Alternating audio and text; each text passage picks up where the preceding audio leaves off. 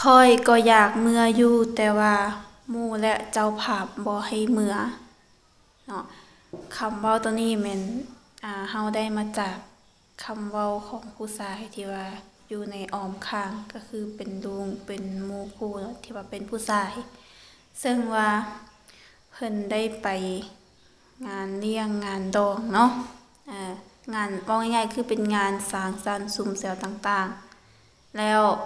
ไปโดนเนาะอาจจะไปหลายชั่วโมงเติบ 4-5 ชั่วโมงไปแล้วเพิ่นอยากสิกลับเฮือนแต่ว่าอันหมู่คู่และเจ้าภาพเพิ่นบ่ให้เมื่อเพิ่นว่าเนาะซึ่งว่าตรงนี้เนาะจะขอเว้าแบบเป็นกลางเนาะก็คือการที่ว่าเฮาไปงานสังสรรค์บ่ว่าจะเป็นงานดองงานเลี้ยงงานวันเกิด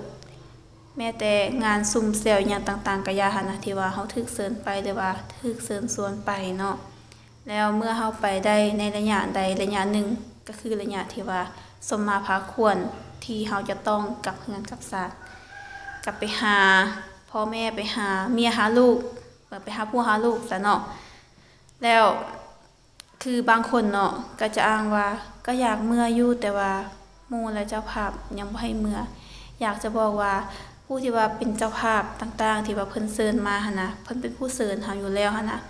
แน่นอนเพิ่นจะบ่มีทางที่ว่าจะไล่แขกแม่นบ่ซึ่งว่าอยู่ใน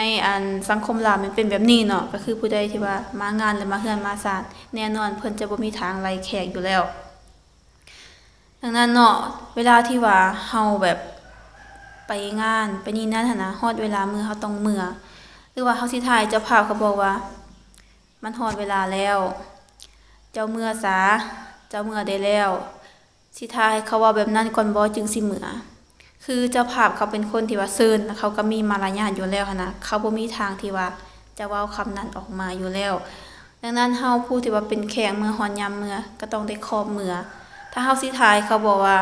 หรือว่าถ้าเฮาครอบแล้วเขาก็ต้องว่าอยู่แล้วว่าบ่ฟ้าวมื้อจักหน่อยจึงค่อยมื้อหาก็จักโมงนี่นั่นน่ะมันเป็นแบบมารยาทของเขาอยู่แล้วหั่นน่ะสมมุติถ้าเขาตอบว่ามื้อซะฮอดโมงมื้อล่ะแบบนี้มันก็จะเบิ่งเขาบ่ดีหั่นน่ะอีหยังแบบนี้หั่นน่ะดังนั้นเพิ่นก็ต้องบอกว่าบ่ฟ้าวมื้อจักหน่อยก่อนธนามาลินน้ำใหม่เด้อหั่นน่ะเพิ่นเว้าเพื่อเป็นมันเป็นมารยาทซื่อๆหั่นน่ะดังนั้นถ้าว่าฮอดยามมื้อเฮาต้องครอบมื้อซึ่งว่าเรื่องนี้มันก็เคยมีเกิดมีกรณีที่แบบว่าขัดแย้งกันหน่อยนึงเนาะ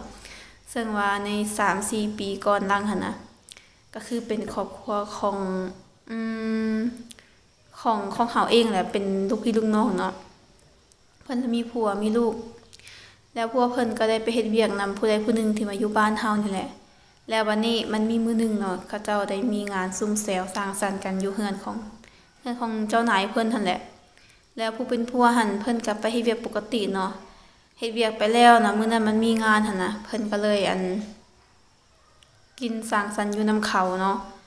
เพิ่นก็กินไปหั่นแหละ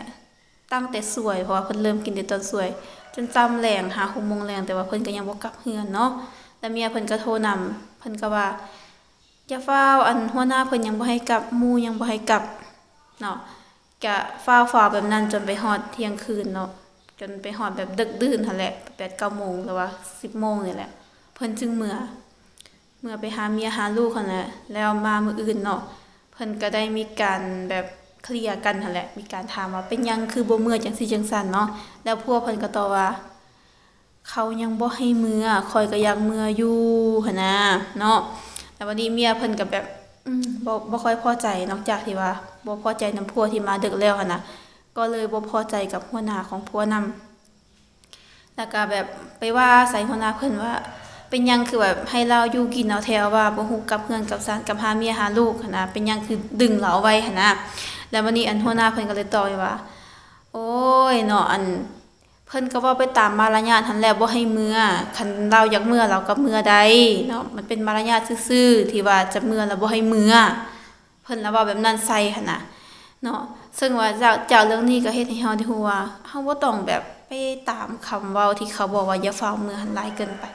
เนาะเมื่อฮอดโมงฮอดยามเฮาก็ต้องเมื่อเฮามีเรือนมีศาลมีบ้านมีช่องเป็นของตัวเองหั่นน่ะสิท้ายเจ้าภาพเขาไล่เมื่อเขาก็บ่ไล่เขาก็ว่าไปตามมารยาทไปตามสั่นเนาะคือเขาว่าเนาะที่คำที่เขาเจ้าว่า คนฉลาดกินเพื่อการค้าเนาะคนโง่จะกินจนบ่ฮู้กินจนบ่ฮู้กับเหือนกับศาลเนาะซึ่งว่าคำตัวนี้แม่นใส่ได้เนาะใส่ได้ในบางคนแล้วก็ในบางท้องถิ่นเนาะดังนั้นผู้ใดก็อย่าที่ว่าแบบไปงานนี้งานนั้นถ้าว่ามีผัวมีลูกต่อท่าอยู่เฮือนเนาะก็ไปสมมาพาควรแล้วก็กลับเฮือนเนาะเพื่อบ่ให้เกิดการเข้าใจผิดหรือว่าผิดเถียงกันแบบนั้น